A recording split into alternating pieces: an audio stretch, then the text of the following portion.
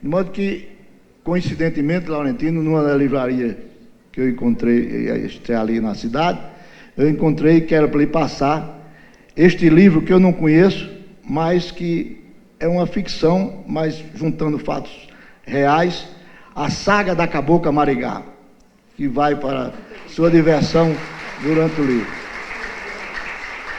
Então, como eu já disse, o principal aqui é ouvir Laurentino. Com essas poucas palavras, eu passo a palavra ao nosso ilustre visitante, sócio honorário do Instituto Histórico Paraibano, que é meu confrade hoje, e bananeirado de coração, porque já é a segunda vez que ele vem este ano a Bananeiras.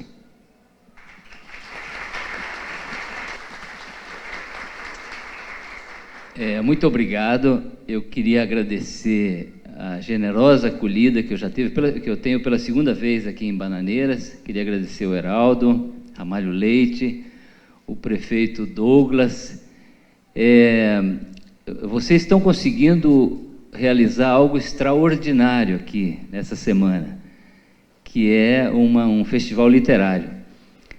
Isso num Brasil que está absolutamente hostil, avesso a qualquer manifestação cultural, qualquer produção artística, aliás, a qualquer discussão séria.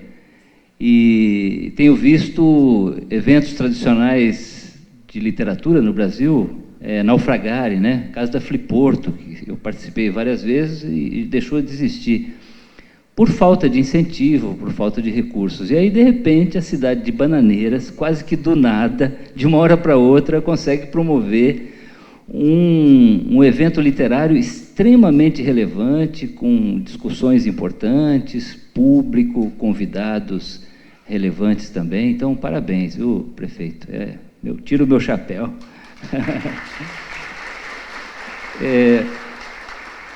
Ontem, na palestra no Instituto Histórico e Geográfico Paraibano, que me honrou com o título de cidadão de sócio honorário, e também na entrevista ao Heraldo hoje cedo, eu contei essa história, que eu tenho um caso de amor tardio, porém fulminante, com a Paraíba. Em 12 anos, como escritor, desde que eu lancei o livro 1808, em 2007, eu tinha feito lançamentos do Brasil inteiro, todos os estados, acho que com exceção apenas do Amapá, e todos os estados, mas nunca tinha vindo à Paraíba, por alguma razão misteriosa, estranha, falta de oportunidade e tal. Nunca tinha lançado o livro na Paraíba. E aí, de repente, por uma coincidência, aí, o Heraldo me entrevistou 2 vezes, numa delas eu estava em Angola, ele me falou de comunidades quilombolas importantes aqui na Paraíba, vim para cá fazer pesquisa, e fui acolhido de forma tão generosa, comecei a fazer uma quantidade inacreditável de novos amigos, que decidi voltar para 4 eventos literários no lançamento de Escravidão. Nem o meu estado do Paraná teve tanto, né? Foram 3. Então, queria agradecer e realmente é uma honra estar aqui com vocês. Eu sou jornalista, escrevendo sobre história do Brasil. Eu acho que nós temos um desafio de linguagem na educação brasileira. O Brasil é um país que vive uma experiência inédita na sua história, que são mais de 30 anos de democracia, uma democracia bastante tumultuada, com muitos sobressaltos, como nós temos visto nos últimos anos, mas um período de democracia como nós nunca tivemos antes. E é uma discussão muito forte a respeito da identidade nacional brasileira. Então, se vocês entrarem agora numa rede social, no Twitter, no Instagram, no Facebook, eu diria que a coisa mais importante que está sendo discutida lá é o Brasil. De uma forma muito polarizada, muito radical, muito intolerante, mas o fato é que nós estamos discutindo o Brasil num ambiente de liberdade, e com uma intensidade como nós nunca fizemos antes. Isso é muito bom, porque um país que não estuda história, que não discute a sua própria identidade, vai ter grande dificuldade também para construir o seu futuro, porque não sabe quem é, né? De onde veio, quais são as suas características, os seus defeitos, as suas virtudes. e, portanto, a construção do futuro também se torna mais difícil.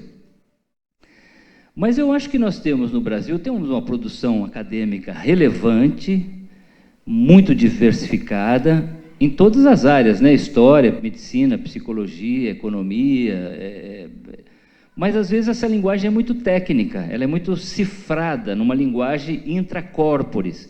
Claro que a academia precisa ter uma linguagem técnica para se entender, um processo de validação, toda uma metodologia.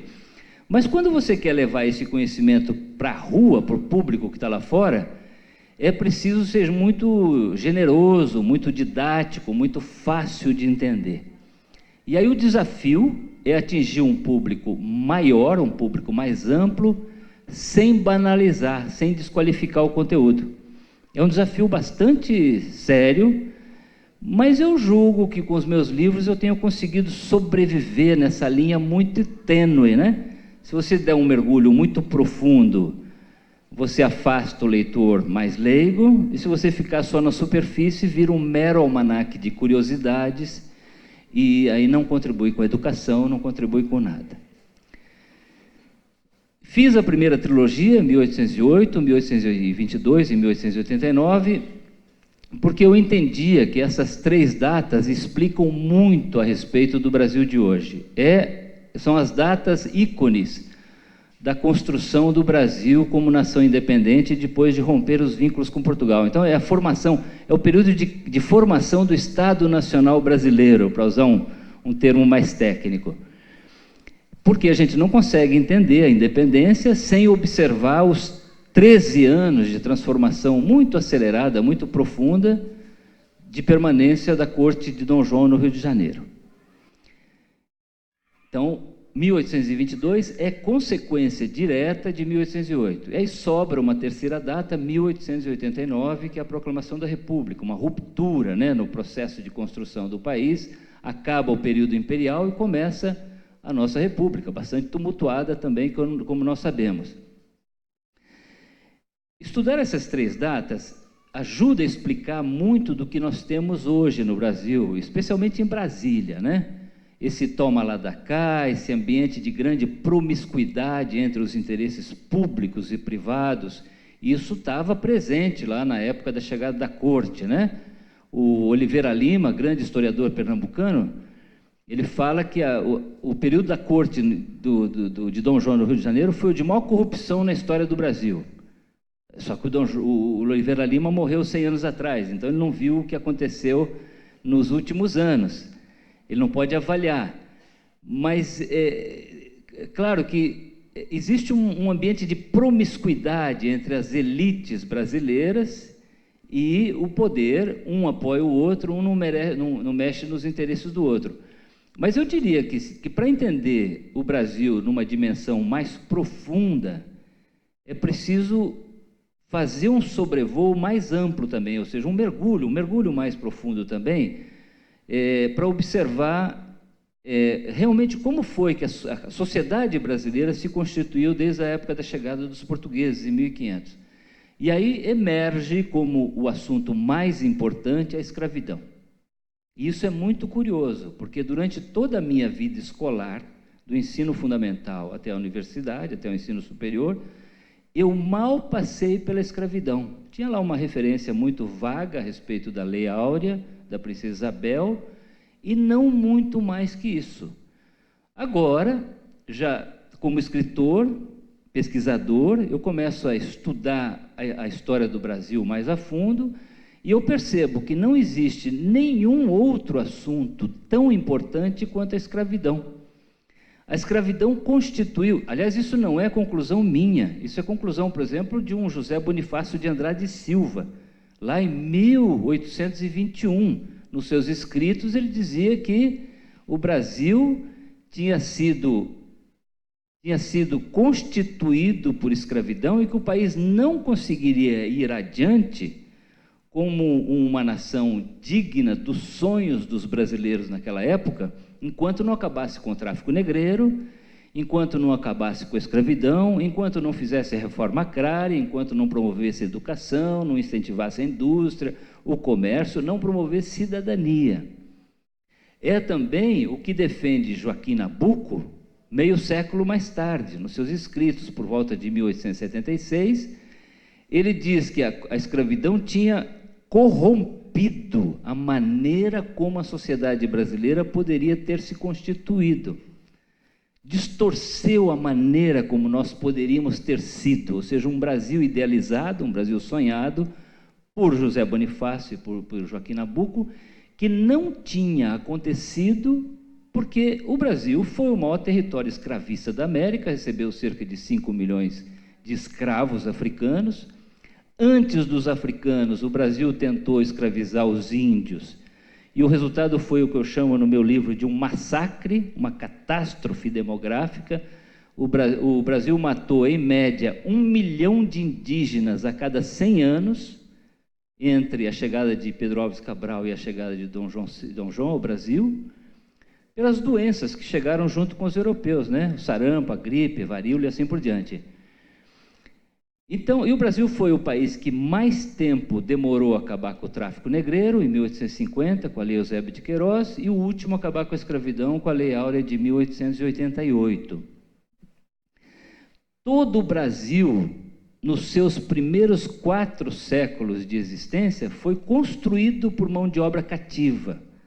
Todos os nossos ciclos econômicos, o açúcar, o tabaco, o algodão, o ouro, o diamante, o café, a pecuária, tudo foi construído com mão de obra cativa.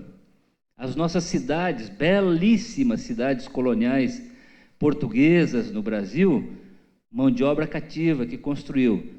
E essa é uma história que fica na penumbra. Você não vê no estudo de história essa construção do Brasil. É como se ela não existisse. Os nossos heróis são outros. Mas o Joaquim Nabuco, José Bonifácio, os nossos grandes abolicionistas, diziam também, durante a campanha abolicionista do século XIX, que não bastava fazer uma única abolição. Eles defendiam a ideia de que eram necessárias 2 abolições. A primeira, acabar com o comércio de gente, de mercadoria, como se fosse mercadoria. Isso, de fato, o Brasil fez com a Lei Áurea. Mas eles defendiam que era necessário também incorporar os ex-escravos à sociedade brasileira como cidadãos, dando terra, trabalho, educação, oportunidades. Isso o Brasil nunca fez. O Brasil abandonou a sua população afrodescendente à própria sorte. O que faz com que escravidão hoje não seja apenas um tema de museu, de livro de história, de biblioteca, é uma realidade presente, e mais do que presente, uma realidade urgente no Brasil do século XXI, porque há um legado da escravidão, uma profecia que foi feita por José Bonifácio, Joaquim Nabuco e José do Patrocínio, André Rebouças e Luiz Gama, de que o Brasil não conseguiria caminhar para frente, de acordo com os nossos sonhos da época e também de hoje, enquanto não enfrentasse, não resolvesse de forma adequada o legado da escravidão. E o Brasil, de fato, não fez isso. Esse é um país muito curioso, né? Um país que vai empurrando os seus problemas com a barriga, um país que perde sistematicamente oportunidades, como nós temos visto recentemente. É muito curioso, você vê que outros países que estavam em níveis de desenvolvimento muito similares aos nossos, conseguem ir para frente e a gente não, a gente fica amarrado. Eu diria que a causa é basicamente a recusa do país de enfrentar, de admitir, de aceitar que existe um problema seríssimo, herança da sua história escravista. Que herança é essa? É basicamente uma herança de desigualdade social. Desigualdade social no Brasil é sinônimo de legado da escravidão. Como é que nós chegamos a essa conclusão? Primeiro, pela observação da paisagem, né? Nós nos tornamos um país geograficamente segregado. O Brasil nunca teve leis de segregação racial oficiais, como houve nos Estados Unidos até a luta pelos direitos civis do Martin Luther King na década de 60. Nunca a gente teve nada parecido com o regime de segregação racial na África do Sul. Mas basta olhar a paisagem brasileira hoje para chegar à conclusão de que há, de fato, uma segregação racial geográfica no Brasil. É só você vai em Salvador, em Belo Horizonte, no Recife, no Rio de Janeiro, especialmente, e observa quem mora naquelas periferias violentas, desumanas, abandonadas pelo Estado, onde, aliás, o Estado não entra mais, porque está dominado pelo crime organizado, pelo tráfico de drogas, onde os adolescentes estão sujeitos a serem seduzidos pelo crime organizado, porque é das poucas oportunidades que lhes restam para ter algum prestígio, algum poder na comunidade, onde o enfrentamento com a polícia resulta num massacre diário de pessoas que são mortas de forma absolutamente banal, por balas, entre aspas, perdidas, como se existissem balas perdidas. Não existe bala perdida. Quem é que mora lá? A população afrodescendente brasileira.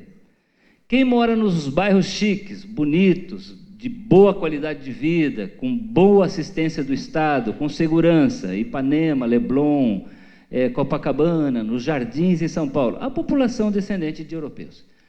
Então, existe uma segregação, de fato, na paisagem, ela é visível, basta ter um olhar atento, um olhar sensível, para perceber que o legado da escravidão está presente na nossa paisagem, mas também nas estatísticas, nos indicadores sociais. Por qualquer meio que nós tentemos medir o Brasil, há um abismo de oportunidades e de indicadores entre uma parte da população que tem acesso a todos os benefícios, todos os recursos do Estado, e a outra que não tem direito a nada. Então, eu cito aqui na abertura do meu livro, né? Por exemplo, para citar o campo em que eu atuo, só 10% dos escritores brasileiros são negros ou afrodescendentes. Uma mulher negra ter a oportunidade de publicar um livro no Brasil é uma coisa extraordinária, é uma coisa quase que impensável. Aí você pega os ministros do Supremo Tribunal Federal, os deputados, os senadores, os governadores, os prefeitos, os deputados. É uma ínfima minoria que é afrodescendente. A imensa maioria é a população descendente de colonos europeus. Por exemplo, se você somar todos os senadores, deputados federais, deputados estaduais, deputados distritais, apenas 5% são descendentes de escravos africanos. Só que essa é a maioria da população. Um homem negro no Brasil tem 8 vezes mais chances de ser vítima de homicídio do que um homem branco.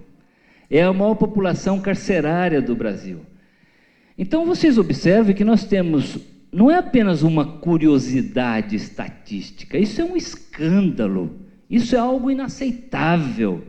Nós, brasileiros do século XXI, deveríamos ficar profundamente revoltados com esse tipo de situação.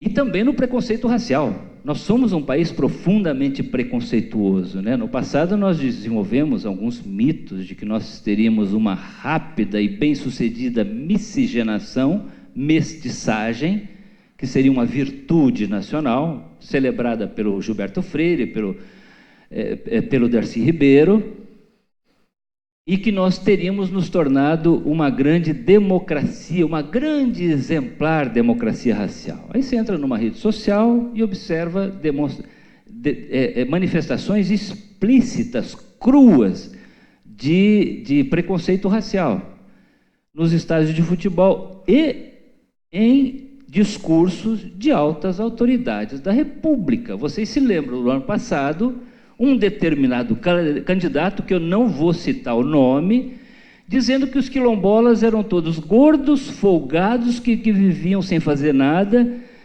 usufruindo dos recursos do Estado. O que é isso, se não uma manifestação explícita de preconceito racial, de desprezo pelos pobres, de desprezo pelos menos favorecidos na história brasileira? Então, é muito interessante, eu estava ouvindo aqui o meu amigo Ramalho Leite citando alguns episódios dos meus livros anteriores, né? O Baio número 6, que é o cavalo que o Diodoro usou para fazer a proclamação da República, e que parece lá naquele quadro do Henrique Bernardelli, ele é o primeiro beneficiário da República. Ele foi aposentado por bons serviços prestados à República e passou o resto da vida sem fazer nada, num estábulo lá na Quinta de São Cristóvão. Então, é interessante, tem uma história do Brasil que eu contava até agora, e que é divertida, é pitoresca, é bem-humorada, realmente seduz um número muito grande de leitores. Mas hoje, lá no Cruzeiro de Roma, eu estava conversando com a senhora, né? E ela me apontou uma coisa muito interessante. Como é que é seu nome? Anastácia. Anastácia apontou uma coisa muito curiosa. Ela falou: eu estou percebendo um amadurecimento no seu trabalho como escritor. Mudou, alguma coisa mudou. E acho que mudou sim. Eu acho que escrever esse livro, Escravidão, me mostrou uma frase, um aspecto muito mais cruel de dor e sofrimento da história do Brasil, que vai além do pitoresco, além do engraçado, além do interessante, né? Uma história de autonegação também, uma história que a gente finge que não existe. E é uma história que nos desafia, porque ela está presente no século XXI, ela palpita na nossa realidade todos os dias. Então, eu tenho vivido nessa jornada, depois que eu lancei o livro Escravidão, na Bienal do Rio de Janeiro, experiências muito interessantes, muito interessantes. Assim, quanto mais escravista é o passado de um local que eu visito para lançar livro, mais tenso é o bate-papo. É muito interessante. Nós fomos a Blumenau, umas 3 semanas atrás, cidade de imigração alemã, que quase não houve presença negra. E a conversa lá foi muito solta. Aliás, foi ótima. A gente fez um bate-papo numa praça central de shopping center e foi muito boa as perguntas, mas foi uma conversa leve. Aí, domingo passado, eu fui à Bahia, a cidade mais africana no mundo, fora da África. E o ambiente estava tenso, estava uma coisa esquisita no ar, assim, aí uma coisa estranha. Tinha um grupo de afrodescendentes me olhando e falando: o que esse escritor branco está falando esse tipo de coisa? O que é isso, né? E um grupo de leitores meus, dos livros antigos, falou: mas eu não estou habituado a ouvir o Laurentino falar esse tipo de coisa. Então, uma sensação de estranheza no ar. Isso se repetiu também, curiosamente, anteontem no Recife. Também um certo desconforto. Mas acho que isso é inevitável. Isso é inevitável. Assim, a gente não fala de escravidão como se estivesse dando um passeio, né? Como eu te falei hoje na entrevista do rádio. Esse assunto é tenso, esse assunto é duro, esse assunto nos desafia. Porque o legado da escravidão, ele não está só nas estatísticas, ele não está só na paisagem, ele está enfronhado, ele está dentro da nossa alma, ele está dentro da nossa medula óssea, na forma como nós vemos o outro. A ideia de que o outro é inferior, de que o outro não merece respeito, não merece oportunidade, não merece ter benefícios do Estado, não merece ter acessos aos recursos do Estado. Então, é muito difícil. Então, falar sobre escravidão não significa apenas falar sobre um passado doloroso, e a história da escravidão é basicamente uma história de dor e de sofrimento. Claro que dessa história de dor e sofrimento emerge muita beleza, né? A beleza da cultura afro-brasileira é extraordinária, ninguém nega isso, né? No carnaval, na música, na dança, no sorriso, na culinária. Tem muita beleza que o Brasil hoje apresenta ao mundo como herança da escravidão. Mas o alicerce é de dor e sofrimento. São 12,5 milhões de seres humanos que são arrancados das suas raízes na África, transportados na barriga de navios negreiros, 10.700.000 desembarcam na América, 1.800.000 morrem na travessia do Oceano Atlântico. Isso dá 14 cadáveres, em média, lançados ao mar todos os dias ao longo de 350 anos. E eu abro o livro falando sobre isso, dizendo que o número de mortos era tão grande que isso mudou o comportamento dos cardumes de tubarões no Oceano Atlântico, que passaram a seguir os navios negreiros. Então, vocês observem que é uma dor, é uma história de dor, de sofrimento. Nós precisamos olhar essa história de dor e sofrimento. Então, é uma história que é menos divertida, sim. Ela é menos divertida, ela é mais dura. Mas nós só vamos conseguir enfrentar esse legado da escravidão, primeiro, estudando o assunto, entendendo o que foi que aconteceu. Como é que nós chegamos até aqui? Em que situação nos encontramos? E o que nós podemos fazer no futuro para sermos os protagonistas dessa segunda abolição que nunca houve? Essa é uma oportunidade que nós temos, né? Oportunidade de sermos protagonistas de uma segunda abolição. E está nas nossas mãos fazer isso. Agora, é difícil porque envolve mudar um jeito psicológico de olhar o Brasil, de olhar quem está do nosso lado, quem nos serve, quem trabalha para nós, quem tem acesso aos benefícios, aos recursos do Estado ou não. Então, tem uma mudança de aceitação ou não do outro, de atitude, mas também de aceitar políticas públicas que procurem corrigir esse legado da escravidão. E existem políticas públicas hoje que são muito polêmicas, evidentemente, né? As políticas de cotas raciais. Elas são polêmicas em qualquer lugar aqui, nos Estados Unidos, elas são polêmicas. Por que elas são polêmicas? Porque elas envolvem a redistribuição de recursos no Brasil e de oportunidades. Mas elas são muito simbólicas. Então, às vezes, as pessoas perguntam, você é a favor de cotas? Eu digo sim.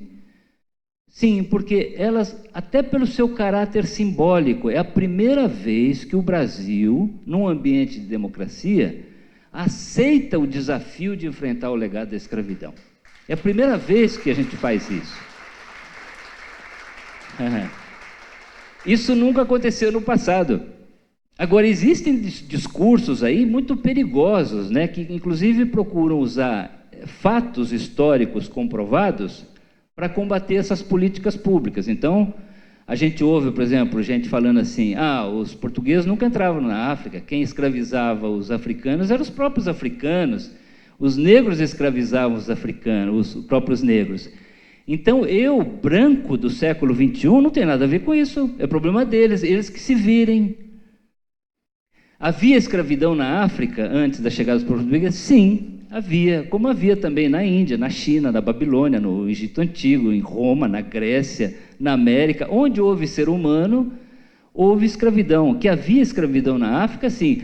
Agora, você tentar culpar os escravos pela própria escravidão e dizer isso é problema dos seus descendentes, eu não me envolvo nesse assunto, é altamente racista e altamente injusto, altamente desumano, até porque ecoa discursos que eram usados até o século XIX, durante a campanha abolicionista, para justificar a escravidão.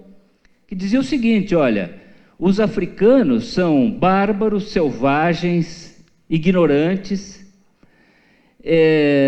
praticantes de religiões demoníacas, e, portanto, a melhor coisa que pode acontecer para os africanos é serem escravizados. A melhor coisa é sair da África, entrar no navio negreiro e vir para a América, se incorporar à grande civilização europeia tropical. Esse argumento foi usado à exaustão em discursos no parlamento, em artigos de jornais e tal. E esse argumento está sendo usado hoje por quem se opõe a políticas públicas com o objetivo de enfrentar o legado da escravidão. Então, eu paro por aqui, né, para não falar demais, e queria agradecer a atenção de vocês. Estou à disposição para eventuais perguntas. Muito obrigado.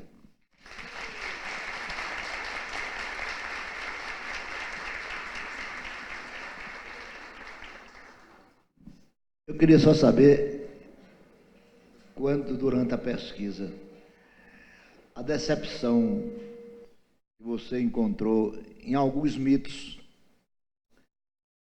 como é que você...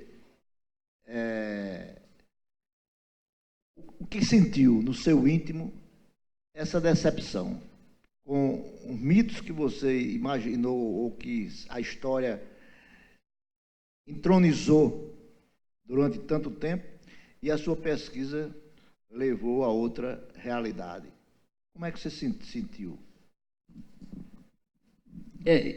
Eu acho que estudar a história é uma das coisas mais fascinantes que nós podemos fazer, né? Porque a história ela não é uma ciência exata. A história é uma disciplina muito plural, com muitas narrativas, com muitas possibilidades de interpretação. É como se fosse um edifício cuja construção nunca acaba. Sempre vem um e bota um tijolinho novo. E a história, ela não é feita só... Embora o esforço dos historiadores... Aí eu estou aqui assumindo a palavra dos historiadores, embora eu seja um jornalista. Embora o esforço dos historiadores seja sempre chegar o mais próximo da verdade dos fatos e dos acontecimentos, a história não é feita apenas por coisas concretas, por coisas que estão em documentos. Existe uma história imaginária, mitológica, que nós vamos construindo ao longo do tempo. Ou seja, por que isso acontece? Porque a história, nós não estudamos história apenas com viés de entretenimento, né? Para curiosidade em relação ao passado. A história é uma ferramenta de construção de identidade, ela nos constrói hoje, quem nós somos. Mas não é só também uma construção... Essa construção também é imaginária. Então, não é apenas o que realmente nós fomos, é o que nós gostaríamos de ter sido. Não é apenas o que nós somos, mas o que nós gostaríamos de ser. Ou uma história do futuro, que também está sendo construída com base no estudo e na observação do passado. O que nós gostaríamos de ser no futuro? Então, tem muitos mitos, tem muitas coisas que se opõem. Se a gente pegar a trilogia anterior, você pega um personagem como Dom João VI, por exemplo, que ele passa para a história de forma muito caricata, muito desqualificada, como se fosse um bobalhão, incapaz de tomar decisões. Aí você observa que não, ele é de fato, embora fosse um homem com grandes dificuldades pessoais, ele é um grande agente de transformação, né? Ele transforma profundamente a história de Portugal e o Brasil ao tomar a decisão arriscada, perigosa, temerária de transferir a corte para o Rio de Janeiro. Você pega um Dom Pedro I, ele pode ser visto como um herói boêmio, romântico, um sujeito infiel no casamento, que teve inúmeras amantes e filhos bastardos, mas também pode ser um homem muito corajoso, né, que fez a independência do Brasil contra tudo, contra todos, depois voltou para Portugal, enfrentou o irmão Dom Miguel numa guerra civil, venceu a guerra civil, colocou um filho no trono no Brasil e outro em Portugal e morreu com apenas 34 anos, às vésperas de fazer 35 anos. Então, um personagem interessantíssimo. E na escravidão também existem visões que se conflitam. Então, você tem uma história branca, por exemplo, a história do Gilberto Freire, Casagrande e Senzala. Você lê Casagrande e Senzala, que é um livro muito bom do ponto de vista tanto de estudo quanto de literatura, alta literatura, né? O Gilberto Freire escrevia de uma forma assim brilhante. Mas você tem quase que uma saudade da escravidão, uma certa nostalgia daquela convivência sobre as palmeiras tropicais, a brisa no final da tarde entre Casagrande e Senzala, um ambiente de família. Quando você vai ler, existe uma história negra de Abdias Nascimento, Clóvis Moura, e aí aparece a dor, aí aparece o sofrimento, o enfrentamento. Então, eu realmente, na hora que eu fui pesquisar, eu percebi que tinha diferentes olhares. E por isso que eu faço questão, por exemplo, logo na abertura do livro, de explicar que a história da escravidão tem um olhar negro, tem um olhar branco, e eu procuro me enquadrar num terceiro olhar, um olhar atento, que observa os diferentes olhares e joga luz sobre esses diferentes olhares. Porque você pode escrever a história e tentar tomar partido, né? Você toma um partido. O Zumbi dos Palmares era um rei africano nas selvas da Serra da Barriga, ele não era abolicionista, coisa nenhuma, ele tinha escravos, e você tomou um partido, tentando desconstruir uma história negra que está sendo construída com uma outra visão. Ou você pode jogar luz na construção desse mito. Os diferentes zumbis dos Palmares que foram emergindo ao longo do tempo. Eu acho que é uma forma mais honesta de escrever história. Então, eu diria que a principal dificuldade foi exatamente essa, observar os diferentes mitos e explicar isso para o leitor, né?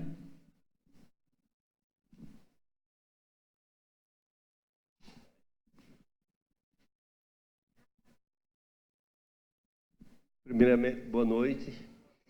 Primeiramente, parabenizar Bananeiras, na pessoa do prefeito Douglas, deste evento, Festival Literário de Bananeiras. Eu queria dizer ao escritor nobre que aqui está conosco, que a Paraíba tem feito muitos festivais e feiras literárias.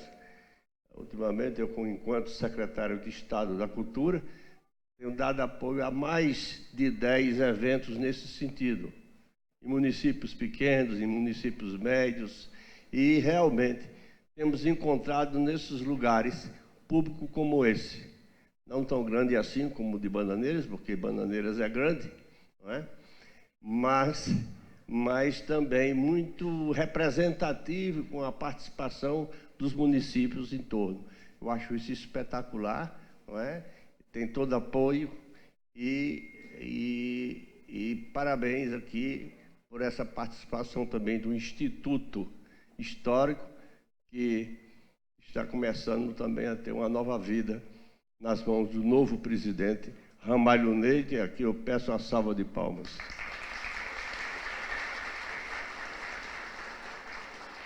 A outra coisa é o tema que hoje está aqui sendo debatido, Laurentino. Nós temos dentro da política pública do Estado, no plano, a valorização e resgate das culturas indígenas, cigana e quilombola.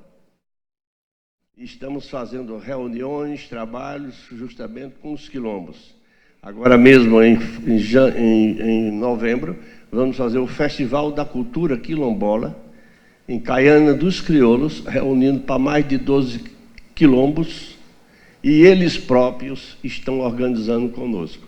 Eu quis montar um palco, negro não precisa de palco, a gente dança no terreiro. Eu quis levar artista para cantar coco de roda, disse, não, nós próprios vamos cantar ciranda, coco e as nossas autorias. Então está sendo uma coisa altamente autêntica, feita por estes quilombos. Eu acredito que, com muito orgulho, vai ser a página mais bonita do plano do Estado de política pública e da cultura. A minha pergunta que é mais uma insinuação. Eu tenho conversado com esses quilombolas e tenho refletido muito com eles, mostrando que a escravidão não é um problema de pele. Porque, por muito tempo, e isso fica recalcitrante, fica como fosse um estereótipo que a negritude significa e representa a escravidão. E eu, inclusive, levo à tona o que o senhor já citou hoje aqui, não é? A existência de escravos brancos no mundo romano, no mundo grego, também entre o mundo viking, também de escravos até mesmo de pele ariana, e que vê que a pele não é uma identificação de escravidão. O que, horrivelmente, no Brasil passou a ser símbolo de um fenômeno que é meramente econômico. Isso aí é que eu gostaria que o senhor me explicasse por que esse fenômeno econômico é suplantado por esse comportamento brasileiro de atribuir a escravidão a uma cor de pele. Não é? A outra é que determinadas lutas contra o racismo, às vezes, fazem com que, a meu ver, enfatize o racismo. O racismo eu entendo como uma construção, é um preconceito, como a construção de um ego. Não é? Por exemplo, o machista. Então, o meu ego machista, vem todos os anos para dentro dele. E o ego feminista, o alter, no caso, seria as mulheres.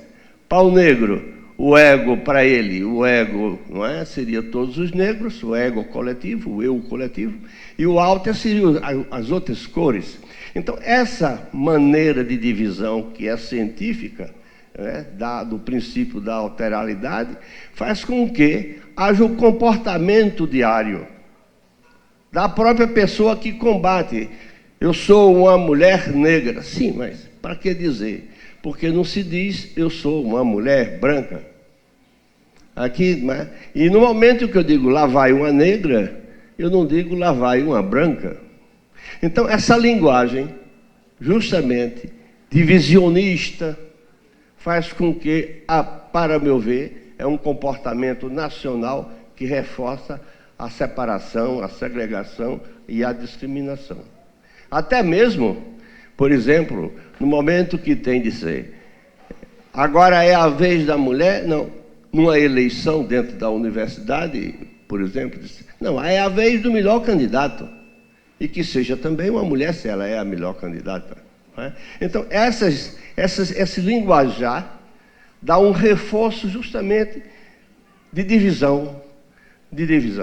A própria, uma vez eu estava debatendo que existe a delegacia da mulher e tem de ser uma delegada mulher. O bom é que a mulher possa ser delegada de todas as delegacias, mesmo de homem. Porque no momento que eu faço essa separação, que deve ser provisória como a cota, não é? Como a cota, então eu acho que existe um reforço de discriminação e justamente desse preconceito que é sempre subjacente na nossa sociedade. Obrigado. Eu que agradeço. Eu que agradeço. Realmente, na primeira parte das suas observações, o senhor tem razão. Realmente, escravidão nem sempre foi sinônimo de cor da pele. Como eu disse, escravidão sempre existiu onde houve ser humano. Eu tenho explicado em algumas entrevistas que a própria palavra escravo, em português, ou slave, em inglês, slavos, com 2 U's, em latim, vem de eslavo, povo branco, de olhos azuis, que era escravizado aos milhões no leste da Europa, desde a época do Império Romano. No livro eu mostro coisas curiosas, né? Em meados do século XI, século XII, a Catedral de Santiago de Compostela estava sendo construída por escravos brancos mouros capturados pelos cristãos no mar Mediterrâneo, no mesmo ano em que a mesquita de Marrakech estava sendo construída por escravos brancos cristãos capturados pelos mouros no mar Mediterrâneo. É muito interessante. Agora, a escravidão africana, ela é diferente das demais por 2 razões. Primeiro, a sua escala industrial. São 12 milhões de seres humanos, que é a maior imigração forçada por oceano de toda a história da humanidade. A segunda é o nascimento do racismo. A associação, essa ideia não está sendo defendida agora. Essa ideia foi defendida inúmeras vezes no século XVI, XVII e XVIII, por padres jesuítas, por filósofos, por pensadores, escritores, cronistas da época, que procuravam associar os africanos a uma condição natural do cativeiro, inclusive justificativas de natureza bíblica. Tem uma história chamada Maldição de Cã. Depois do dilúvio, o Noé se transformou em vitivinicultor, produtor de vinho, e lá pelas tantas ele bebeu demais o seu próprio vinho, se embriagou e dormiu nu dentro de casa. Isso está no livro do Gênesis. Aí, ao chegar em casa, os 3 filhos, 2 tentaram socorrer o pai, o outro ridicularizou Noé. O Noé, ao acordar, lançou uma maldição sobre o Cã e o seu filho Canaã, dizendo que a partir de então todos os seus descendentes seriam escravos dos outros 2 irmãos. Os escritos do século 16, 17 diziam que os descendentes de Cã e Canaã foram para a África, viraram negros e, portanto, eram escravos por designação bíblica naturais. Isso foi usado inúmeras vezes. Tem um padre jesuíta chamado Jorge Bense que explica isso, que era uma consequência bíblica. E também essa ideia de que os africanos eram inferiores, eram selvagens, eram bárbaros. Então, realmente, nasce uma ideologia racista que procura justificar a escravidão. E eu diria que hoje nós temos, de fato, um problema racial no Brasil, mas nós nos recusamos a admitir, exatamente com esse tipo de discurso. Ah, se você diz que é branco e negro, você está reforçando o discurso racista. Não, o discurso racista está instalado no nosso jeito de ser. Não é a semântica que vai agravar esse problema ou não. Já existe, nós temos um problema racial no Brasil, mas nós fingimos que não existe. Por quê? Porque está nas estatísticas, está na paisagem, existe. Não adianta dizer que o racismo no Brasil é contra pobre, porque os pobres são os negros, são os afrodescendentes, ponto. É isso. Então, eu acho que a melhor coisa que a gente faz é aceitar que nós temos um problema racial, e aí sim nós vamos ter mais condições, de forma honesta, de enfrentá-lo, né? Olha, nós acordamos o seguinte, nós teremos mais 2 perguntas, porque a gente tem que ter paciência com a agenda do Laurentino. Ele vem de uma cruzada aí já, quantos meses? 2 meses já, 2 meses na estrada, todo mundo tem muitas perguntas boas para fazer. Nós vamos possibilitar mais 2 perguntas, contando com a compreensão de todos, e também que elas sejam, tanto quanto possível, objetivas, por economia de tempo. Como diriam os juristas, por economia processual. Então, nós temos uma participação ali, e você que já havia se inscrito, e os 3 nos representarão. Por favor. Eu quero primeiro dizer a Laurentino que em 2011, a gente quer pensar que está no século passado, em 2011, eu tive, por isso que eu estou aqui, que sou leitor dele e muito entusiasmado com o que li, eu tive a oportunidade de fazer uma correspondência para ele através do e-mail, e ele de forma muito simpática me respondeu, e está até aqui no meu bolso essa nossa conversa. Então, por essa razão, quando eu soube que ele vinha a Bananeiras, que é terra da minha mulher, e que, portanto, é uma terra que eu tenho maior apreço, porque quando era menino vinha brincar carnaval aqui inúmeras vezes, e sou muito apegado porque casei com uma bananeirense. Então eu digo, eu vou vê-lo lá, porque eu estou em João Pessoa, ele vai estar em João Pessoa, mas não quero, vou deixar para Bananeiras. Então estou aqui por isso. Agora, queria aproveitar essa temática que Damião também discutiu, para dizer o seguinte: eu vejo, claro, que tudo que você diz com relação à discriminação do negro no Brasil, da escravidão no Brasil, concordo com tudo. Mas eu quero dizer o seguinte: a grande questão é fazer do homem escravo. Se você observar, eu estou escrevendo para uma revista médica um trabalho sobre Dostoiévski, onde eu digo Dostoiévski, aspersório de liberdade. Porque, para mim, o ponto mais significativo de toda a expressão de Dostoiévski, de tudo que eu li dele, e li também um grande biógrafo que você deve conhecer, que é José Frank, que é extraordinário, porque escreveu 5 livros de mais ou menos 700 páginas, e o último de 1000 páginas. Eu li tudo porque me apaixonei por Dostoiévski, fui ler o biógrafo dele, que também é crítico literário dele. E daí eu observei em Dostoiévski a coisa fundamental na essência de Dostoiévski, que eu vou colocar até esse título, Dostoiévski, As Pessoas de Liberdade, é porque Dostoiévski não admitia, sob nenhuma hipótese, a escravidão do que ele chama de servos lá, né, russos, porque o homem ficava num plano inferior ao plano humano, e isso inquietava Dostoiévski.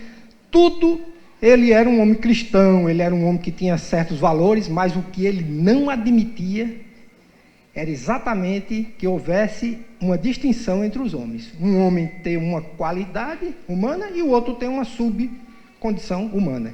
Então, com essas palavras, para não tomar o tempo, exatamente colaborando com ele, quero parabenizar a sua vinda à Paraíba, dizer que fico muito feliz de lhe ver pessoalmente, porque ele conhecia somente pelos livros e de longe, e também por nossa correspondência, que foi muito simpática a sua maneira de me responder, e dizer que fico honrado como a Paraíba, nós todos paraibanos, com a sua presença. Muito obrigado.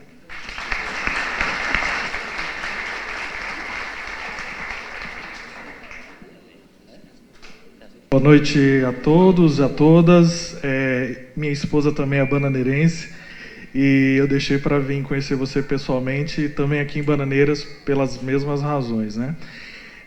Você desde o início falou que hoje, infelizmente, a gente está vivendo num momento, numa conjuntura na qual festivais como esse, a literatura, a cultura, as artes estão sofrendo aí bastante ataques, né?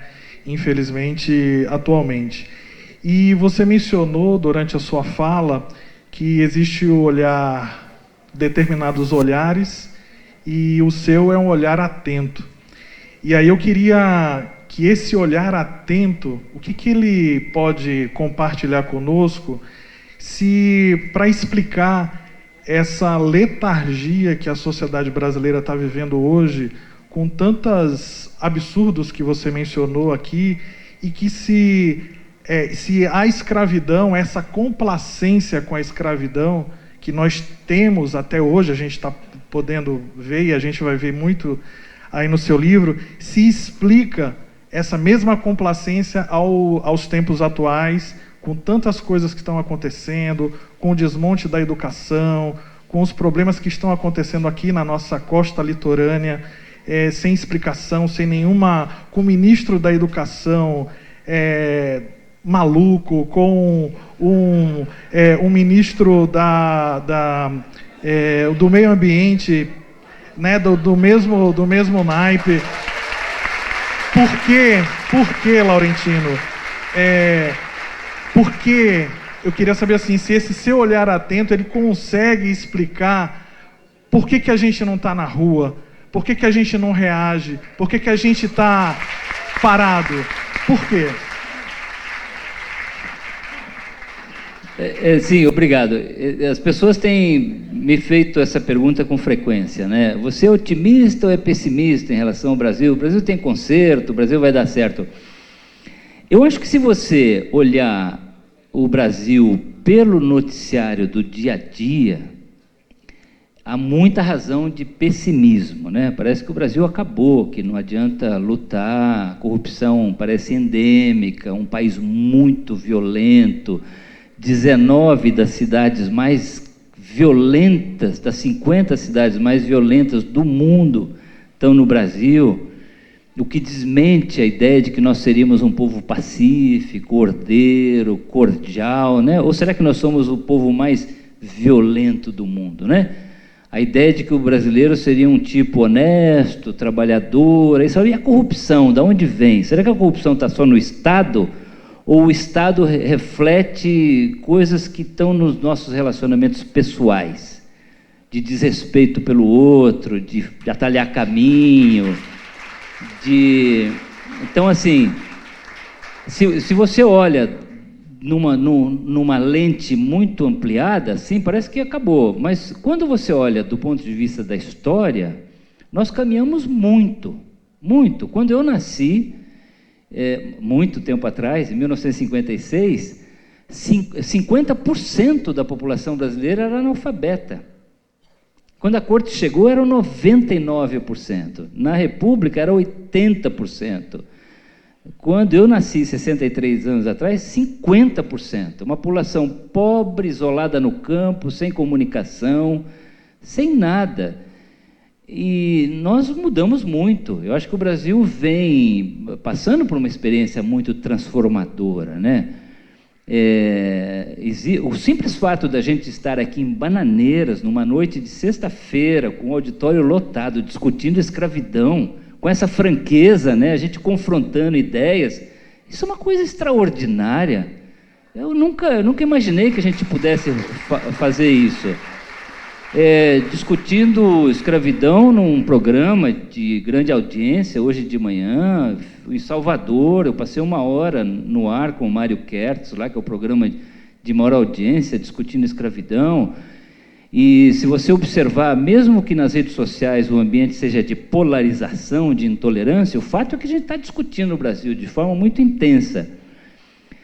E eu diria que o que parece hoje uma pororoca, que nos dá desânimo, no passado teria resultado em ditadura militar, em regime de força, em autoritarismo. O ambiente hoje no Brasil não permite mais isso. Então existe a hipótese de engessamento, de voltar atrás, de desconstrução das conquistas todas, ela está sempre presente. Mas o ambiente mudou de tal forma que o que antes era enfiado goela abaixo, agora não é mais possível. Então, quando eu olho de um ponto de vista alongado, histórico, eu acho que há razões para otimismo. Até porque essa agenda que eu discuti aqui com vocês hoje, ela é tão imperativa, ela é tão fundamental, ela não vai embora, que não adianta você ter um governo hostil momentaneamente a essa discussão. Essa é uma agenda que veio para ficar.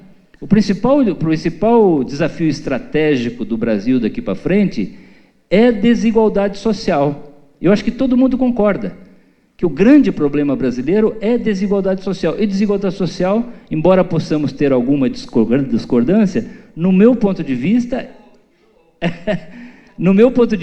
é legado da escravidão.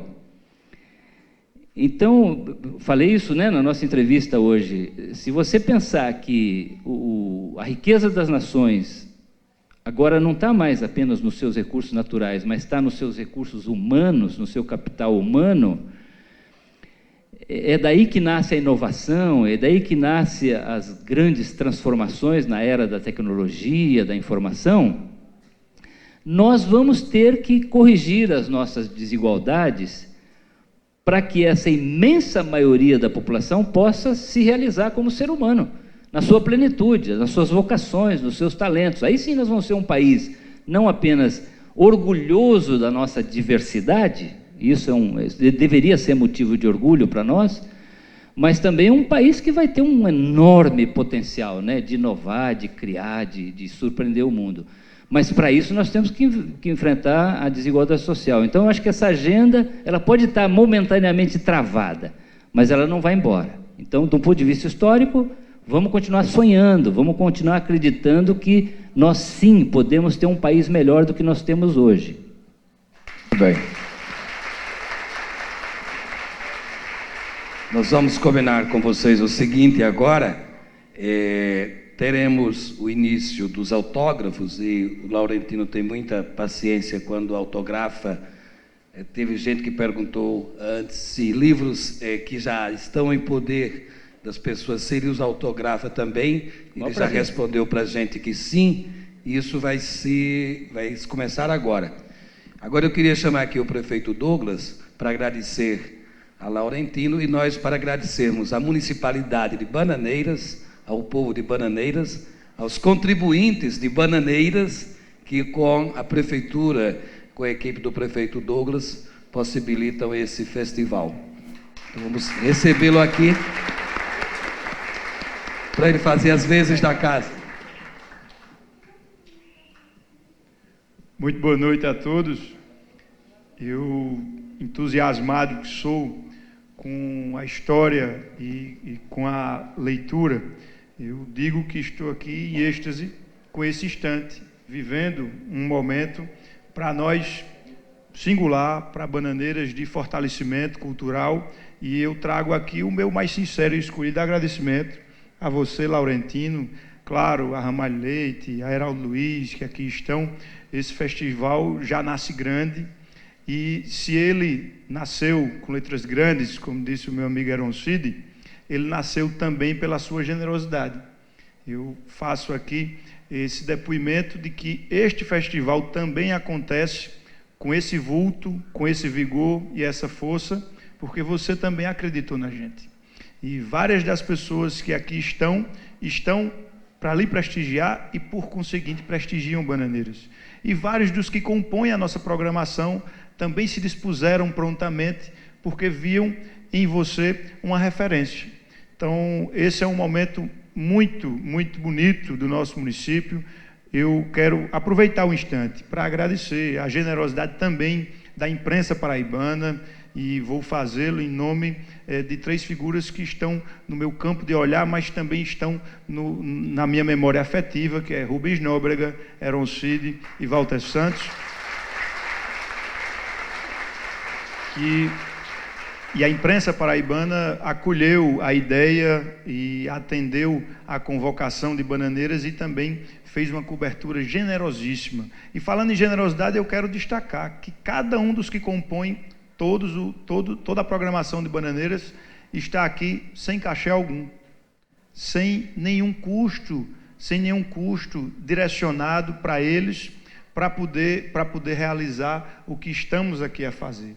Isso demonstra o grau de generosidade de vocês, de articulação, claro, do município, mas também dá a demonstração mais do que clara de que Bananeiras que pensa grande vai continuar sonhando para mais ainda, e sonhar grande e sonhar pequeno dá o mesmo trabalho que sonhemos grande, para que Bananeiras se fortaleça ainda mais com a vinda de vocês e com festivais e mais festivais, com momentos como esse se repetindo e ultrapassando os limites desse estado, ultrapassando os limites até desse nosso tempo, para que isso se perenize. Muitíssimo obrigado. Aqui eu trago o afeto do bananeirense, desse amor que nasceu para Paraíba, um pouco tardio, mas está sendo o melhor dos amores, tanto para nós e acredito que para você também. Assim, trago uma singela aqui é do Festival de Bananeiras, uma singela homenagem, é feito com a fibra da banana,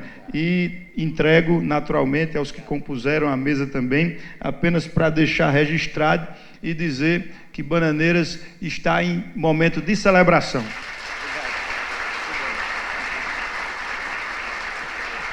Convido a todos para continuar nos visitando, para que nos próximos dias aproveitem a riquíssima programação. Tem amanhã um dos grandes historiadores econômicos brasileiros, inclusive você citou no seu livro Escravidão, que é Jorge Caldeira, vai dividir aqui a mesa com Maria Valéria Rezende. Também no domingo ainda nomes de vulto nacional, como Miriam Leitão e Sérgio Abranches, que é um dos maiores cientistas políticos brasileiros. Amanhã de manhã, uma programação com vários livros lançados, inclusive de bananeirenses. Enfim, nós estamos aqui fazendo parte de um momento bonito da nossa história. Muito obrigado, que Deus ilumine a todos. Reiterar os agradecimentos a Laurentino Gomes, os que compuseram este painel, Ramalho Leite, Heraldo Luiz. Em nome do prefeito, ainda registrar e agradecer as presenças do secretário de Cultura da Paraíba, Damião Ramos, dos vereadores Ramon Moreira, Pedrinho Batista, Bildo Tabuleiro. O jornalista, nosso convidado especial, Laurentino Gomes, concederá uma sessão de autógrafos no hall deste auditório. Pedimos ao público que se organize em 2 filas, que o pessoal do cerimonial os orientará, para otimizar e atender da melhor forma todos os presentes. Como dito, nosso convidado concederá a sessão de autógrafos no hall deste auditório, será servido acompanhado de um coquetel, e informar ao público presente que a mesa Análise e Perspectivas do Brasil Contemporâneo, com Miriam Leitão e Sérgio Abranches, será mediado por Laerte Cerqueira, que estava previsto para acontecer neste auditório, foi reagendado para o auditório da UFPB, Campus 3, em razão da capacidade. Então, a programação que aconteceria no domingo aqui neste auditório, acontecerá no auditório da UFPB.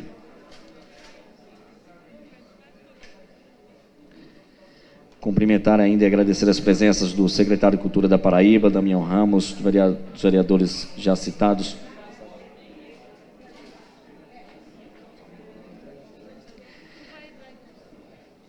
Cumprimentar ainda o secretário de Educação do município, Genival Azevedo, o secretário de Cultura e Turismo, Eduardo Guimarães, secretária adjunta, Ana Célia Almeida, Érica Castro, assessora de comunicação do município de Solânia, a escritora Ana Adelaide Peixoto, também cumprimentar o GG Carçan, escritor, Asteno Costa, representando a Academia Paraibana de Letras, jornalista Heron Cid.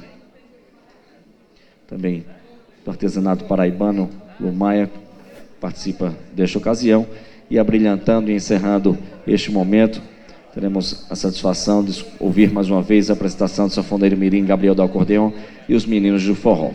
Senhoras e senhores, mais uma vez agradecemos a presença de todos e desejamos uma boa noite, os convidando para participar da intensa programação do Festival Literário de Bananeiras, uma promoção da Prefeitura Municipal de Bananeiras, prefeito Douglas Luceno, vice-prefeito Augusto Carlos Aragão. Tenham todos e todas uma boa noite.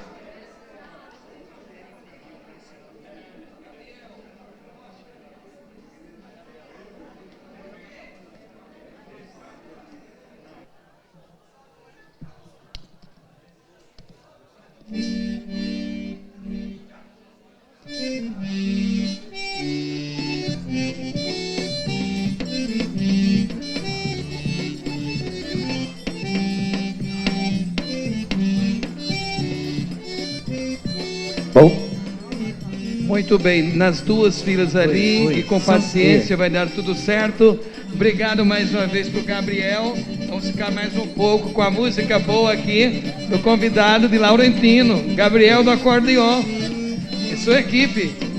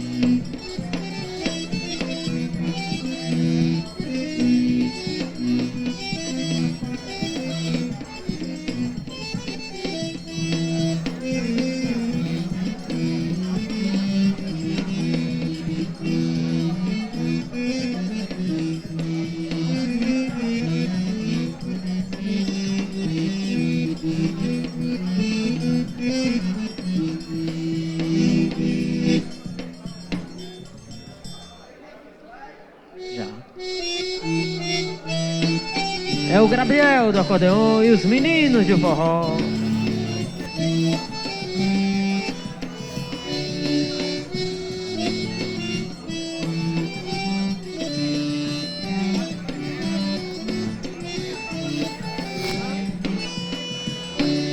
Aqui o sol nasce primeiro e tão desinibido, e a luz do estrelado com tanta beleza. Até o algodão cipó que já vem colorido, exibições inexplicáveis da mãe natureza. Aqui até os dinossauros fizeram morada, e a gente ao som de Jackson pandeirear, ouvir a voz que na bandeira ficou estampada, dá frutos que o tempo e a história não vão apagar. Eu sou da Paraíba, é meu esse lugar. A cara desse povo tem a minha cara, encanto de beleza que me faz sonhar. Lugar tão lindo assim pra mim é joia rara. É bom estar no ponto mais oriental, astrologicamente ser um ariano, rimar como um Augusto tão angelical. Eu sou muito feliz, eu sou paraibano. Eu sou muito feliz, eu sou paraibano. Sucesso, Luiz Gonzaga.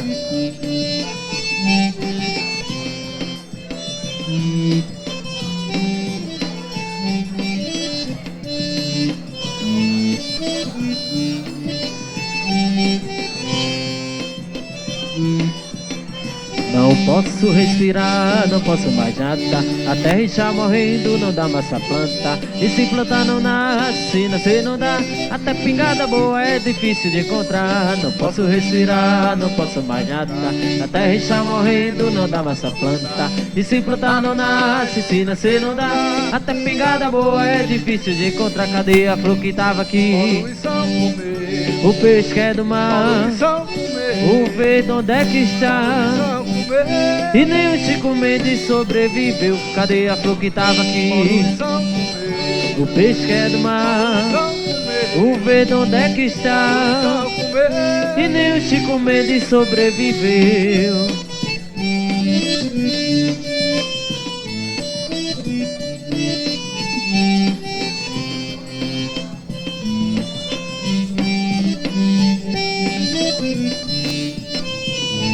Segura o shot, Gabriel.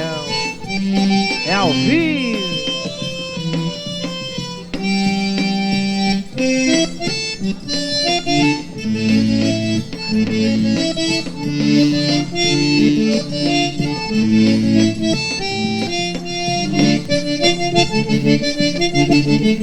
Venera, venera.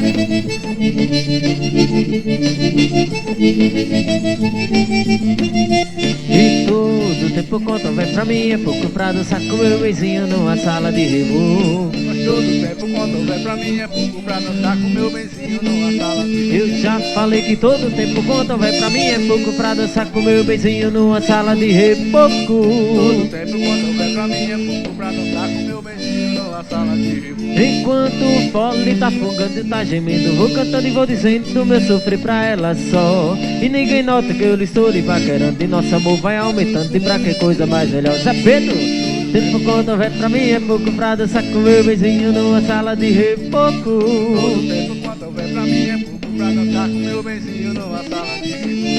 Só fico triste quando o dia amanhece. Ai meu Deus, se eu pudesse acabar a separação, pra nós viver igualzinho a sanguessuga. Nosso amor pede mais suco do que essa aqui no chão. E todo tempo quando vai pra mim é pouco pra dançar com meu benzinho numa sala de reboco. Todo tempo quando vai pra mim é pouco pra dançar com meu benzinho numa sala de rebu. Eu já falei que todo tempo quando vai pra mim é pouco pra dançar com meu benzinho numa sala de reboco. Todo tempo quando vai pra mim é pouco pra Ronaldo dançar com meu Som, benzinho segura numa Ronaldo. sala de rebu.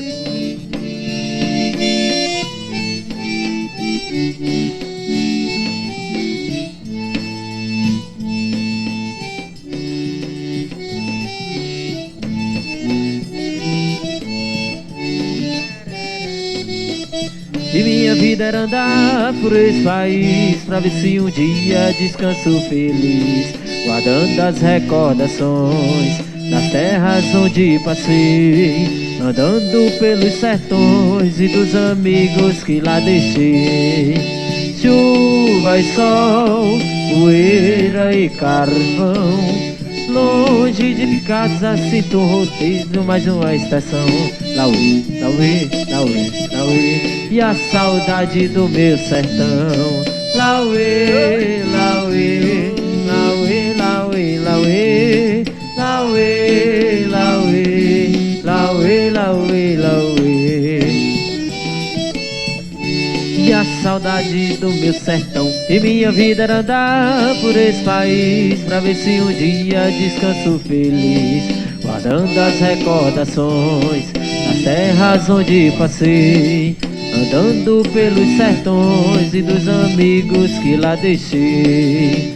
Mar e terra, inverno e verão, mostra o sorriso, mostra a alegria, mas eu mesmo não. Lauê, lauê, lauê, lauê, e a saudade no coração. Lauê, lauê, bela filmagem, filmando tudo ao vivo. Valeu, meu irmão. Lauê, lauê, lauê, eita, saudade do meu sertão.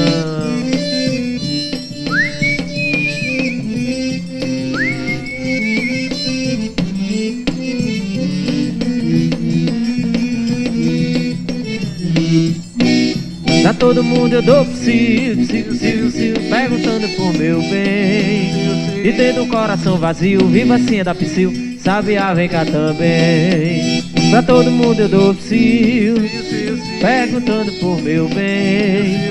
E tendo o coração vazio, viva assim é da psiu, sabiá vem cá também.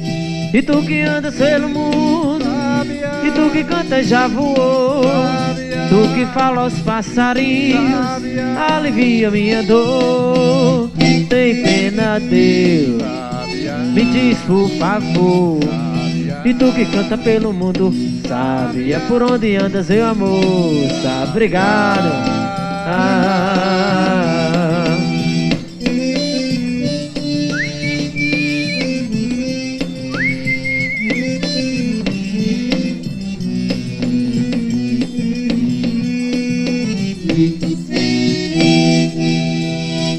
Valeu, vamos de forró agora. Obrigado, obrigado, gente. Puxa o fole, sanfoneiro. Sucesso Luiz Gonzaga, o rei do Baião.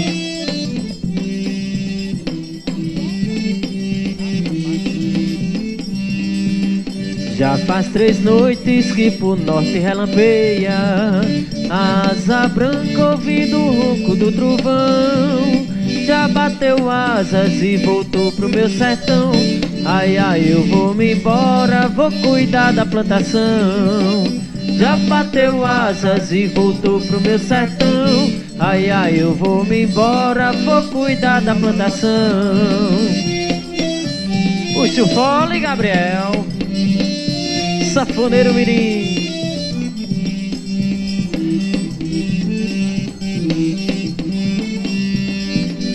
A seca fez eu desertar da minha terra. Infelizmente Deus agora se lembrou de mandar chuva pra esse sertão sofredor, sertão das mulheres sérias, dos homens trabalhador. Esse sertão sofredor, que o Sudantas, meu vereador viu, dos homens trabalhador. João Paulo, aquele abraço.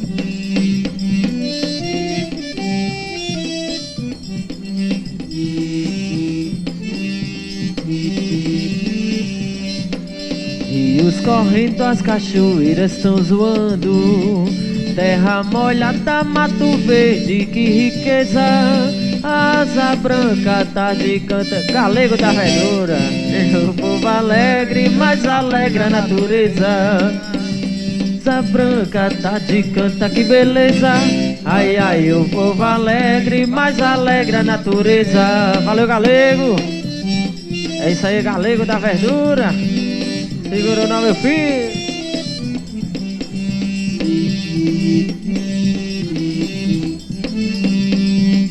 Sentindo a chuva me recordo de Rosinha, a linda flor do meu sertão pernambucano. E se a safra não atrapalhar meus planos, é que ao seu vigário vou casar no fim do ano. E se a safra não atrapalhar meus planos, é que ao seu vigário vou casar no fim do ano. Segura, Gabriel, do acordeon.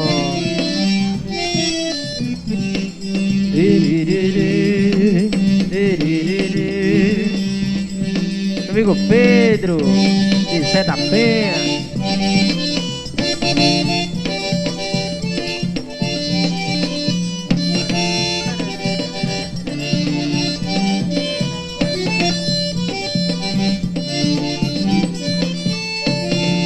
Vem, amor, vem cantar, pois meus olhos ficam querendo chorar. Deixa a mágoa pra depois, o amor é mais importante a dois. Chora sanfona, sentindo em meu peito gemendo, vai machucando em meu peito, o amor vai morrendo. Quanto mais chora, me entrego todinho ao amor, e o teu gemido disfarça em minha alma essa dor. E chora sanfona, sentindo em meu peito gemendo, vai machucando em meu peito, o amor vai morrendo. Quanto mais chora, me entrego todinho ao amor, e o teu gemido disfarça em minha alma essa dor.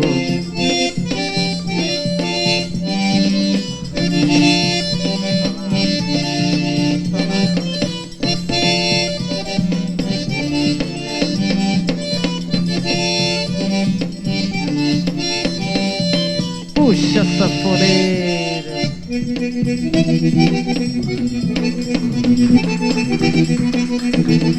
É isso aí, obrigado, gente. A gente agradece demais. Em nome de Gabriel do Acordeon e os meninos de forró.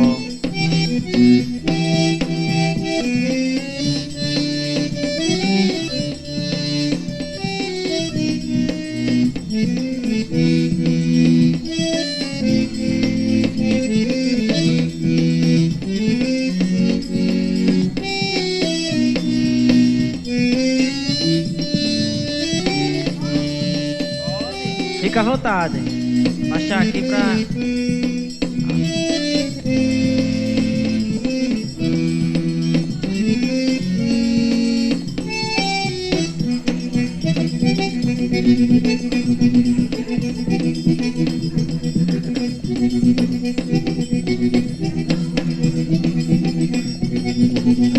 Obrigado.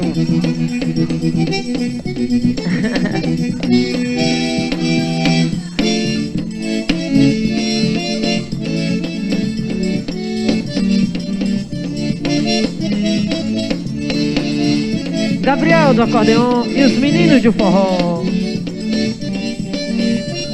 É o Festeja.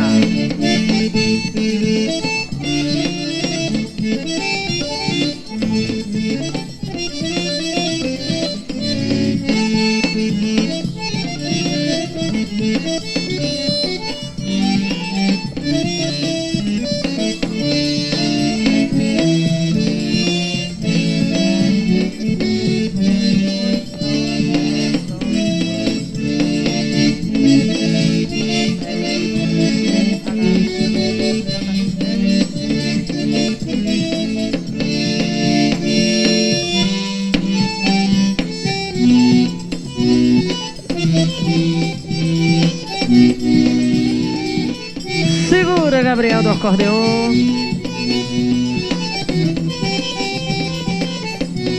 Pro áudio, som e luz. Valeu, meu amigo Ronaldo.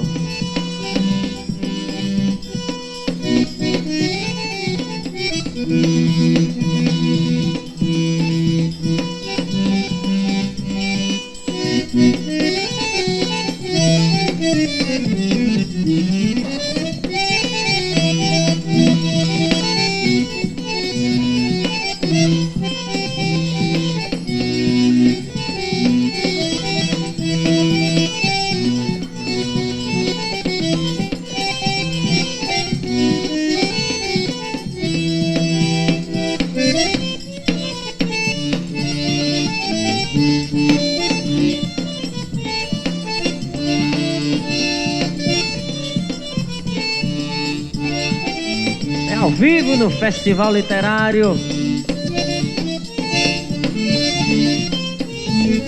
do Espaço Cultural Oscar de Castro.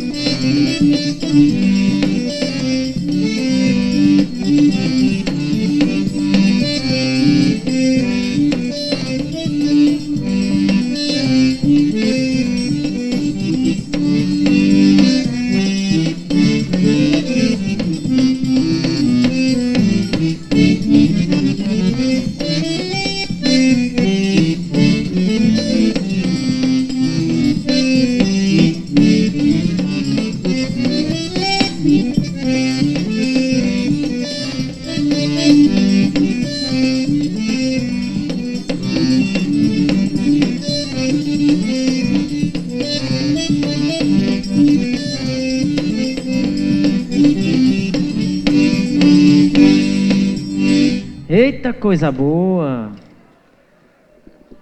Agora canta aí agora. Qual é a música?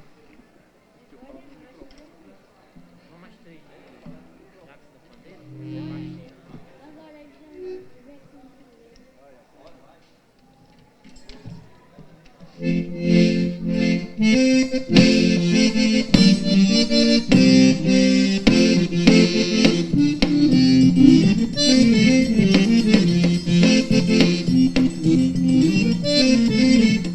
Convidei a comadre Sebastiana pra dançar o chachado na Paraíba. Convidei a comadre Sebastiana pra dançar o chachado na Paraíba. Ela veio com uma dança diferente e pulava que só um aguariba. Ela veio com uma dança diferente e pulava que só um aguariba. E gritava A, E, I, O, U, Y. E gritava A, E, I, O, U, Y. Já cansada no meio da brincadeira e dançando fora do compasso, segurei Sebastiana pelo braço e gritei: não faça sujeira. O chachado esquentou na gafieira. Sebastiana não deu mais fracasso e gritava A, E, I, O, U, Y. E gritava A, E, I, O, U, Y.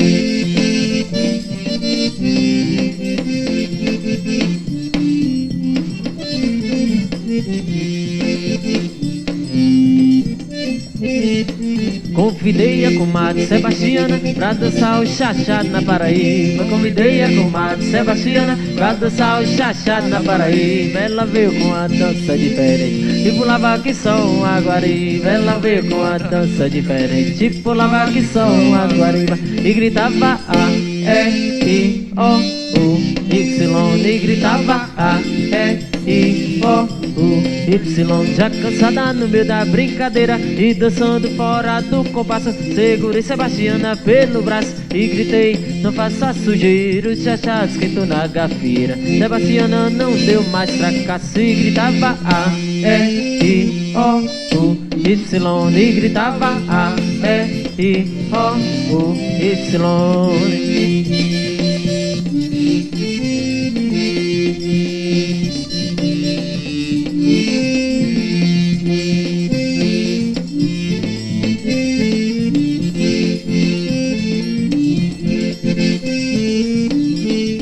A imagem meu no tronco do Jurema. A imagem meu no tronco do Jurema. Foi um final bem triste, morena, fiquei a imaginar. Será que o nosso amor, morena, que vai se acabar? Você bem sabe que a Ema quando canta vem trazendo no seu canto um bocado de azar. Eu tenho medo, mas acho que é muito cedo, meu bom de bebezinho, vê se a moça acaba. Vem morena, vem beijar, dá-me um beijo, pra esse medo. Vem morena, vem beijar, dá-me um beijo, pra esse beijo. A imagem meu no tronco do Jurema. A imagem meu no tronco do Jurema.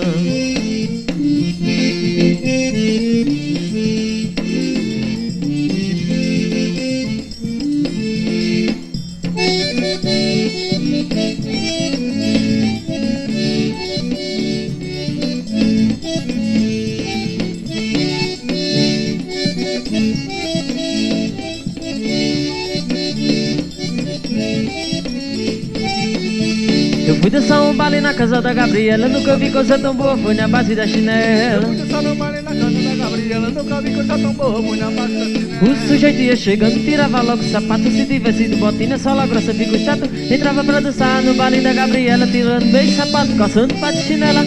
Fui dançar um baile na casa da Gabriela, nunca vi coisa tão boa, foi na base da chinela. Um baile na casa da Gabriela, nunca vi coisa tão boa, foi na base da chinela. O baile tava animado, só na base da chinela, toda turma disfrutava pra dançar com Gabriela, requebra naquela base, no salão só tinha ela, todos convidados riam, gostando da base dela. Jogaram no salão, pimenta bem machucada, o baile da Gabriela acabou na chinelada.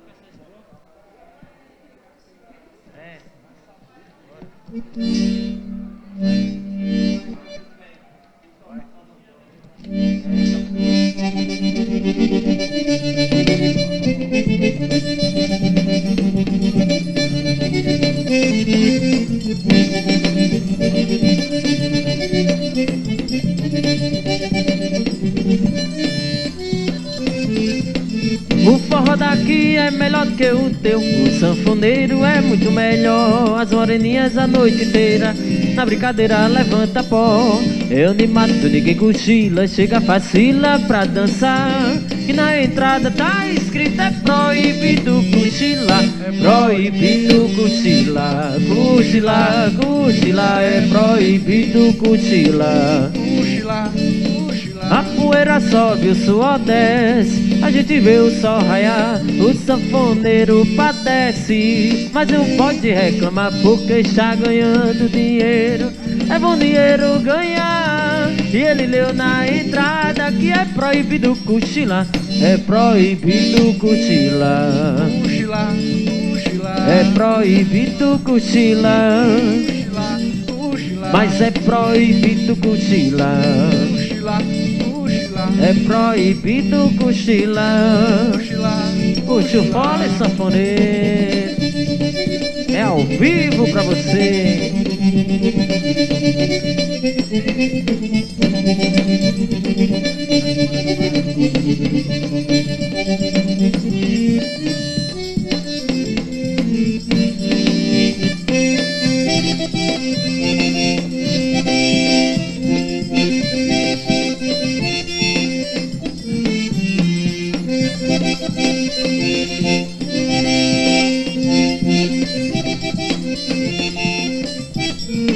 Eu nasci no mato e sou matuto do bom.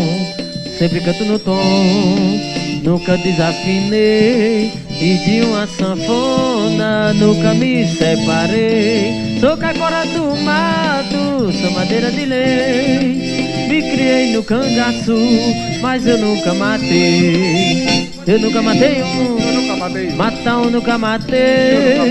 Eu nunca matei um, porque nunca desejei. Eu nunca matei um, matar um nunca matei. Eu nunca matei um, porque nunca desejei. Mas eu sou cruel, sou parada dura e ninguém me segura quando eu tomo uma bicada daquela danada, daquela que a Maria me dá todo dia e me prova com agonia pelos cantos laratada. Mas eu nunca matei um, matar um nunca matei. Eu nunca matei um, porque nunca desejei.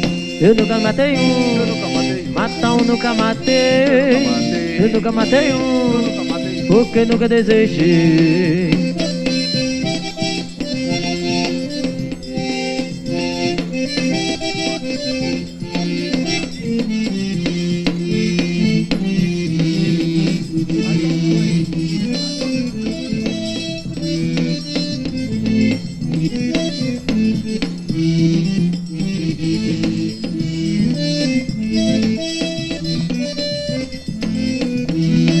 Fumo de rolo, aí de cangaia,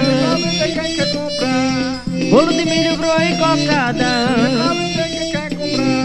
Pede moleque, alecrim, canela, moleque sai daqui, me deixa trabalhar. E Zé saiu correndo pra feira dos pássaros e foi pássaro voando pra todo lugar. E tinha uma vendinha no canto da rua, onde o mangaeiro ia se animar, tomar uma bicada com lambu assado e olha pra Maria do Joá. Tinha uma vendinha no canto da rua, onde o mangaeiro ia se animar, tomar uma bicada com lambu assado e olha pra Maria do Joá.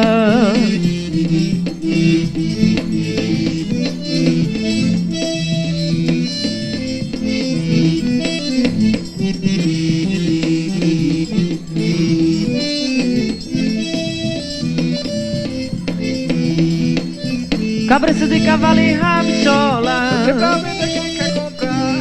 farinha, rapadura e graviola, pavio de candeeiro, panela de barro. Menino, vamos embora, tenho que voltar. Chachado, meu roçado é que nem boi de carro. Apagata de arrasto que não quer me levar, porque tem um sanfoneiro no canto da rua, fazendo forraeiro pra gente dançar. Tem Zefa da Porcina fazendo a renda e o rouco do fole sem parar. Tem o sanfoneiro no canto da rua, fazendo forraeiro pra gente dançar. Tem Zé Fada Porcina fazendo a renda e o ronco do fole sem parar.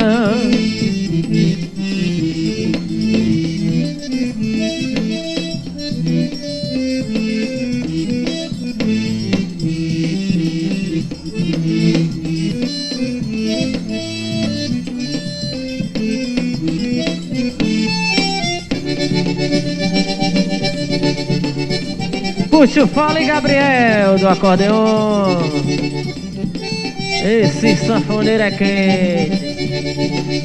É ao vivo aqui em Bananeiras. É tão gostoso dançar com a garota daquela da blusa poxa da bela saia godê. Daquela que a saia dela sobe o pé da gente e a gente fica contente e fica doido só de ver. Tocando bem animado, a gente atropelando com a nega sem frescura. A criatura sabe muito em pensamento, tá sozinha, tá contente e me chama do pé de ouro, sanfoneiro. De repente toca o choro, toca fogo no tesouro. Era ainda parecer, mas tem que ter o dedo. Fernando Mole, sanfoneiro tá de porre, mas garante o balancei. Garante o balancei, Gabriel do acordeon.